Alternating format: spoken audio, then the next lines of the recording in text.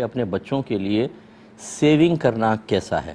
دیکھیں بہت اچھا ہے اور موجودہ دور کے تقاضے کے خاص طور پر اعتبار سے ہے، شریعت کی اجازت سے ہے،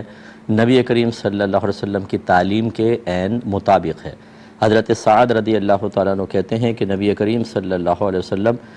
میرے پاس عیادت کے لیے تشریف لائے تو میں نے عرض کیا رسول اللہ میں یہ چاہتا ہوں کہ اپنا سارا مال اللہ کی راہ میں صدقہ کر دوں۔ سرکار نے فرمایا کہ نہیں۔ میں نے کہا آدھا کر دوں؟ فرمایا کہ یہ بھی زیادہ ہے۔ میں نے کہا یا رسول اللہ 1/3 کر دوں؟ فرمایا ہاں 1/3 یہ کافی ہے۔ پھر فرمایا کہ کوئی باپ اپنی اولاد کے لیے کچھ چھوڑ کر جائے، یہ اس سے کہیں زیادہ بہتر ہے کہ انہیں اس حال میں چھوڑے کہ وہ اپنی ضرورتوں کے لیے لوگوں کے سامنے ہاتھ پھیلا رہے ہوں، دست سوال دراز کر رہے ہوں۔ اس کا مطلب یہ ہے کہ ہمارا مذہب اسلام ایک تو کمانے سے منع نہیں کرتا، کیونکہ جمع تبھی ہوگا جب آپ کمائیں گے، لیکن حکم دیتا ہے کہ حلال ذریعہ اختیار کریں۔ پھر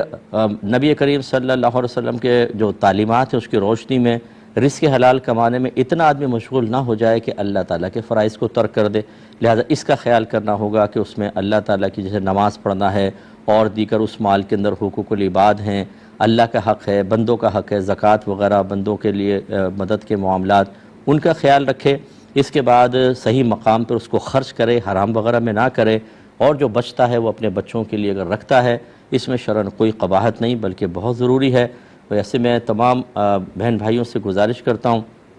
ہو سکتا ہے بعض اس سے برا بھی مان جائیں، کیونکہ بعض جب بھی کوئی شرعی حکم بیان ہوتا ہے تو بعض کے ذاتی مفادات پر انہیں ضرب لگتی محسوس ہوتی ہے تو وہ ناگوار محسوس کرتے ہیں، جبکہ میرا مشورہ تو شریعت کے مطابق ہوتا ہے۔ بعض بچے پیسہ کماتے ہیں، سارا کا سارا پیسہ والدین کے ہاتھ میں دے دیتے ہیں، بیوی بچوں کو کچھ نہیں دیتے، جیسے باہر کما رہے ہیں۔ اچھی بات ہے، سعادت کی بات ہے، ماں باپ کو اہمیت دیں، لیکن ہوتا یہ ہے کہ ماں باپ یہ بیلنس آؤٹ کر لیتے ہیں کہ وہی پیسہ اس کے بیوی بچوں پہ خرچ کرنے کے بجائے تمام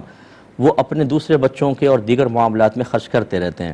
اور اس طرح کے سینکڑوں کیسز آئے کہ جب وہ بچہ اپنی جاب ختم کر کے واپس آیا تو اس کی فیملی کے پاس کچھ بھی نہیں تھا، اور ماں باپ نے بھی لال جھنڈی دکھا دی بھائی بہنوں نے کہ ہمارے پاس بھی تمہارے لیے کچھ نہیں ہے، اور اس کو پھر زیرو سے دوبارہ اپنی بیوی بچوں کو لے کر چلنا پڑا۔